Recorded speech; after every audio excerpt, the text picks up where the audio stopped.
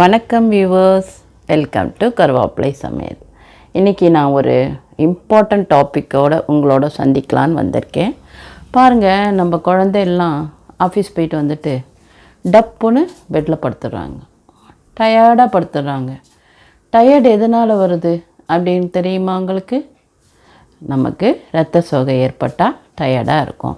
இரத்த சோகை ஏன் ஏற்படுறது? ஹீமோக்ளோபின் லெவல் குறைஞ்சி இருக்கும். 8%, 5%, 3% எவ்வளோ இருந்தாலும் ஒரே ஒரு இம்பார்ட்டண்ட் பொருள் இருக்குது. அதை சாப்பிட்டோன்னா 13 to 15 ஒரே நாளைக்கு வந்துடும். கேன்சர் பேஷண்ட்லாம் இருக்காங்களே, அவங்களுக்கு டெய்லி அதில் சூப் பண்ணி கொடுத்தீங்கன்னா, ஏன்னா நான் அனுபவத்தில் சொல்கிறேன், 7 தான் இருக்குது, நாங்கள் கீமோ தரமாட்டோன்னு சொல்லுவாங்க. நான் டெய்லி இந்த ஜூஸை போட்டு கொடுத்தேன்னா, இந்த கீரை சூப்பை 13லேருந்து 18 வரைக்கும் வந்துடும் ஒரே நாளில், 750 ml.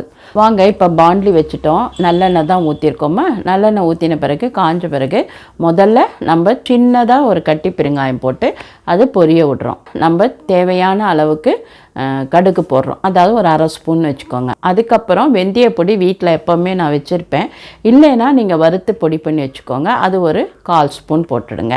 எல்லாம் ஆச்சா?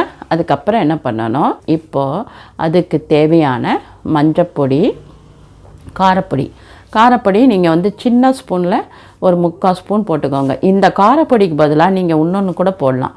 மிளகை வறுத்து பொடி பண்ணி வச்சுட்டு அதை 1 ஸ்பூன் போடலாம், அது உங்கள் சாய்ஸ். நம்ம சின்ன வெங்காயம் ஒரு 10, கொஞ்சமாக இவ்வளோ தான், சும்மா ஒரு 2 சிட்டிகை இஞ்சி, ஒரு 4 பல் பூண்டு எல்லாத்தையும் அரைச்சி எடுத்துன்னு வந்து அதில் போட்டுடுங்க. அதை நல்லா கொஞ்சம் அந்த பச்சை வாசனை போகிற மாதிரி வதக்கிட்டு, தேவையான அளவு உப்புன்றது கல்லுப்பாக இருந்தால் 1 ஸ்பூன் போட்டுக்கோங்க. நம்ம டேஸ்ட் பண்ணிவிட்டு கூட போட்டுக்கலாம். இந்த ஒரு எலுமிச்சங்காய் அளவு புளி இருக்குல்ல, அதை நல்லா கரைச்சி கெட்டியாக ஊற்றிடுங்க. ரொம்ப தண்ணி ஊற்றி, அதாவது வெந்நீரில் நீங்கள் ஊற வச்சிங்கன்னா அப்படியே கரைச்சிடலாம். புரியுறதா உங்களுக்கு? நிறையா தண்ணி ஊற்றி கரைக்க வேண்டாம், கெட்டியாக கரைச்சி ஊற்றிட்டோமா. இப்போ இதை நல்லா கலரி உப்பும் போட்டு கலர்றோமா, அப்படியே கொதிக்கும் பாருங்கள்.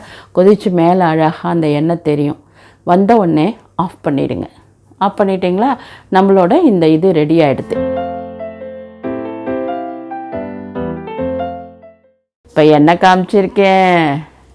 ஒரு கொஞ்ச கீரை காமிச்சிருக்கேன்ல, ஏழைங்களோட கீரைன்னு சொல்லுவாங்க, ஏன்னா அது விலை கம்மி. முருங்கைக்கீரை காஞ்சா கூட அதோட பலன் குறையவே குறையாதான்.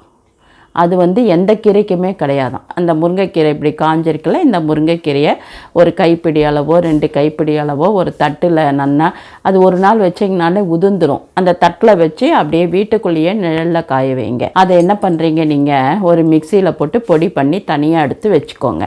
இது நம்ம முருங்கைக்கீரை பொடி.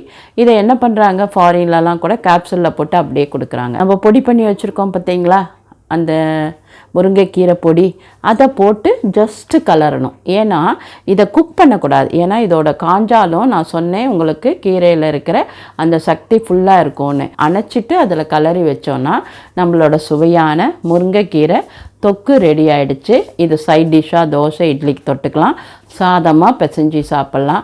வெரைட்டிஸாக ஒன்றுமே இல்லைன்னா கூட இதை தண்ணியில் கொதிக்க விட்டு அப்படியே ரசம் மாதிரியும் சாப்பிட்லாம். ஆரஞ்சு பழம் இருக்குல்ல, அதில் இருக்கிற விட்டமின் சியை விட முருங்கைக்கீரையில் 7 பங்கு இருக்குது, பார்த்துக்கோங்க. நன்றி, வாழ்த்துக்கள். எல்லோரும் ஆரோக்கியமாக சாப்பிடுவோம், ஆரோக்கியமாக இருப்போம். கண்டிப்பாக நீங்கள் லைக் பண்ணவோ, ஷேர் பண்ணவோ, கமெண்ட் பண்ணவோ மறக்கவே கூடாது.